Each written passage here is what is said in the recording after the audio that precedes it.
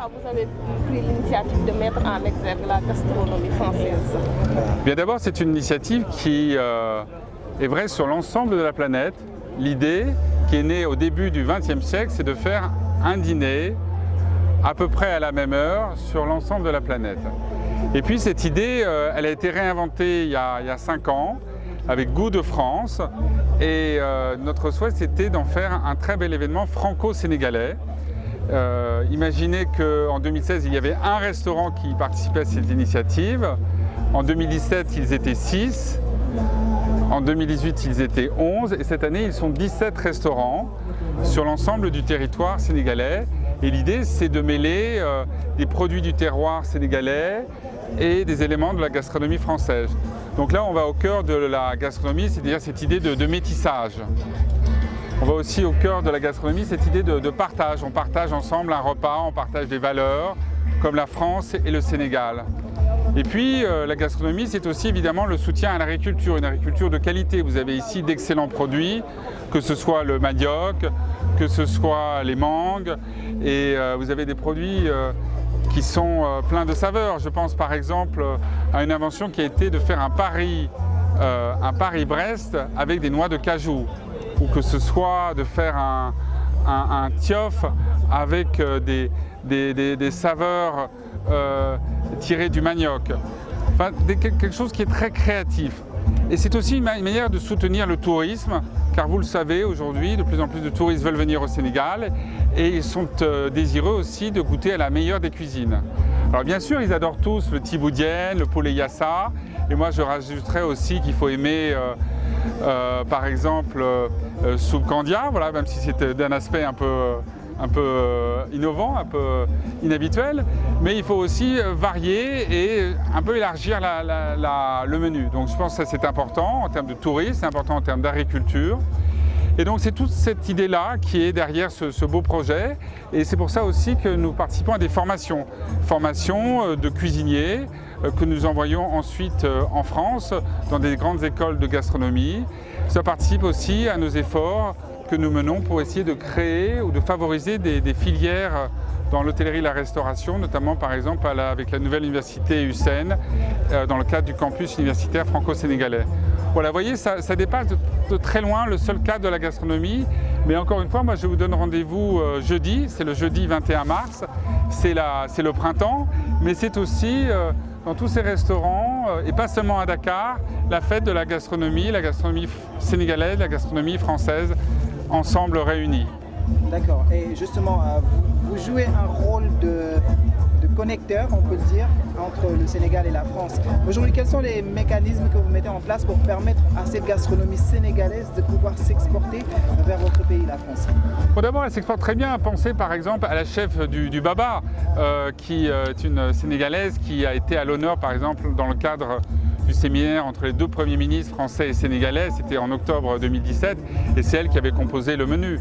Je pense aussi à un énologue sénégalais qui est venu qui est revenu plutôt s'installer à Dakar après avoir fait un long passage à Montpellier, et qui a accompagné le président Macron lorsqu'il est venu ici en février 2018. J'ai participé avec lui à des vendanges. Bon, ce n'est pas coutumier et habituel de participer à des vendanges ici au Sénégal. Donc il y a je dirais, de grands chefs sénégalais. Je veux d'ailleurs en profiter pour saluer tous les grands chefs des restaurants qui nous accompagnent, parce que il faut le savoir, ce soir, ce sont les restaurants, ce sont les parrains qui nous accompagnent, et avec de grands chefs qui vous offrent une cuisine qui se veut une combinaison de Sénégal et de Provence, puisque du côté français, c'est la Provence qui est à l'honneur. Donc ça, c'est un outil, la formation. Un autre outil, c'est évidemment tout ce qui est fait dans le cadre de la promotion de l'agriculture. Vous le savez, nous soutenons l'agriculture, que ce soit dans la vallée du fleuve Sénégal, ou tout ce qui est du côté du fleuve Gambie, ou au niveau des écoles à Bignona ou à Richard Toll. Voilà quelques exemples de soutien. Et nous allons poursuivre cette action parce qu'encore une fois, c'est lié à la fois au tourisme, à l'agriculture et au vivre ensemble. Et le Sénégal est connu pour son esprit de convivialité, de teranga, d'hospitalité. Et il me semble que la gastronomie, partager un repas, moi je l'ai fait très souvent en allant en dehors de Dakar, on mange ensemble dans un même plat. on est assis sur le tapis tous ensemble et on savoure. Alors ça peut être un tiboudienne, ça peut être un poulet yassa, ça peut être d'autres plats et on le fait avec beaucoup de plaisir. Je l'ai fait encore récemment, c'était du côté de Matam ou de Bakel. Voilà, c'est des grands moments. Le tandem entre la France et le Sénégal, alors, à travers la culture. Oui, absolument, voilà, avec des mariages très originaux. Et je vous invite encore une fois à participer à ces dégustations. On va revisiter. Par exemple, j'ai dégusté avec Ismaël Lo il n'y a pas très longtemps, c'était un tiof mais avec des épices, avec des produits locaux. Certains d'ailleurs venaient ici du potager de la résidence, voilà, qui permettait de réinventer le tiof. Il y a un aspect brassage culturel également. Alors aujourd'hui, avoir choisi la gastronomie comme levier culturel pour faire la connexion entre la France et le Sénégal, quel va être justement l'avenir de cette connexion à travers la culture entre les deux pays? Eh bien moi je veux que d'abord il y ait de plus en plus de restaurants, qu'on puisse le faire aussi de manière de plus en plus populaire. Je veux que cela puisse toucher tous les publics, c'est très important. Et que ça puisse toucher toutes les régions. Dakar, Saint-Louis, Saly, mais aussi la Casamance par exemple, mais aussi le Siné-Salo, mais aussi la vallée du fleuve. Et puis derrière, il faut former de plus en plus de chefs, il faut créer des filières de produits. Alors on pense évidemment à l'arachide, mais il y a aussi des tas d'autres, on pourrait penser aux huîtres du Siné-Saloum par exemple, on pourrait penser aux mangues, aux noix de cajou en Casamance. Voilà, pour créer des filières, parce qu'ensuite il faut transformer les produits, il faut les commercialiser, il faut les vendre, j'allais dire à l'échelle du Sénégal, mais à l'échelle aussi de la planète. Donc voilà, c'est toutes ces initiatives que nous souhaitons soutenir en partenariat avec les autorités sénégalaises. Moi, je suis en fréquent contact avec le ministre du Tourisme, le ministre de l'Agriculture, pour aller dans ce sens. C'est bon? Voilà. Bon, bah, écoutez, très belle soirée et bon appétit. Alors, je ne connais pas encore comment on dit bon appétit en Wolof.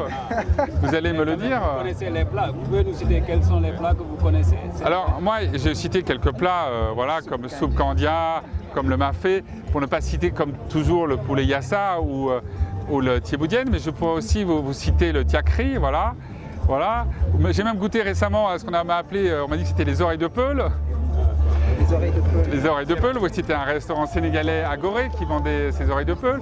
Et puis aussi tous ces jus de fruits qui sont extraordinaires, Oui. voilà, comme le ditar, comme le tamarin et évidemment le gingembre, le bouille ou le bissap. Mais à ce niveau également, il y a des enjeux. On parle beaucoup sur la démarche qualité, on parle de la conservation, de l'entretien. Ouais. C'est ce qui empêche pour l'instant assez de transformateurs de produits locaux de pouvoir s'exporter un tout petit peu, parce que effectivement, s'ils veulent internationaliser leurs produits, il y a ces dimensions qualité qu'il faut tenir en compte avec les normes de conservation et de conditionnement standard. C'est tout l'enjeu du plan Sénégal émergent dans le domaine de l'agriculture, c'est de pouvoir conserver, de pouvoir transformer, de pouvoir commercialiser, et avec effectivement des normes de qualité, avec une professionnalisation de tous les acteurs de la filière. Et c'est important, voilà, que le Sénégal, la gastronomie sénégalaise soit connue, soit reconnue, soit appréciée par tous ceux qui passent ici au Sénégal, mais aussi ailleurs, au-delà. Voilà, je citais par exemple le nom de grands chefs qui officient en France. J'aurais pu citer d'autres qui officient par exemple aux États-Unis. C'est très important de faire reconnaître cette qualité-là. Voilà, merci. Voilà, je vous en prie.